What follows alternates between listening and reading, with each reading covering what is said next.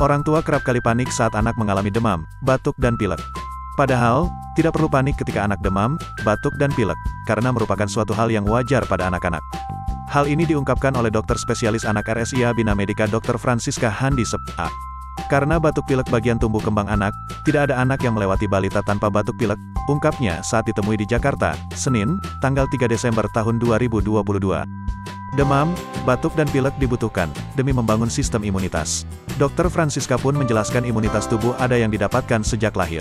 Lalu, ada juga yang didapatkan dari perjalanan hidup dan akan bersifat menetap lama. Imunitas yang terakhir ini didapat dari dua hal.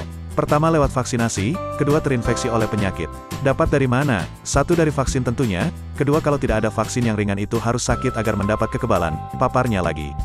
Ia pun menjelaskan secara ringkas bagaimana anak bisa terinfeksi dan mendapatkan kekebalan. Bulan ini dapat virus A, badan kita bikin antibodi untuk virus A, begitu pula saat terinfeksi virus B, tubuh membentuk antibodi untuk B, begitu terus. Pada akhirnya, setelah sedikit besar atau masuk sekolah dasar, anak mulai jarang sakit. Akhirnya ketika anak sudah sekolah, umumnya sudah jarang sakit. Perhatikan tidak, sakit itu kan di masa balita saja yang sering, pungkasnya. Lantas apa yang bisa dilakukan saat anak demam dan batuk pilek? Menurut Dr. Francisca, orang tua perlu tahu pertolongan pertama serta tanda bahaya saat anak sakit. Misalnya, pertolongan yang bisa dilakukan membuat anak merasa nyaman hingga cukupi cairan anak. Perbanyak konsumsi air putih, sedangkan atau berikan ASI jika masih menyusui. Saat anak mengalami batuk pilek, orang tua bisa membantu dengan menyamankan saluran pernafasan anak. Contohnya mematikan pendingin udara dan tidak dinyalakan terus-menerus. Tujuannya agar udara tidak terlalu kering.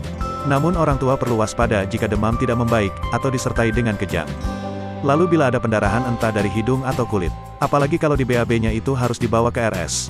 Kemudian tanda bahayanya adalah dehidrasi atau kekurangan cairan, tambahnya.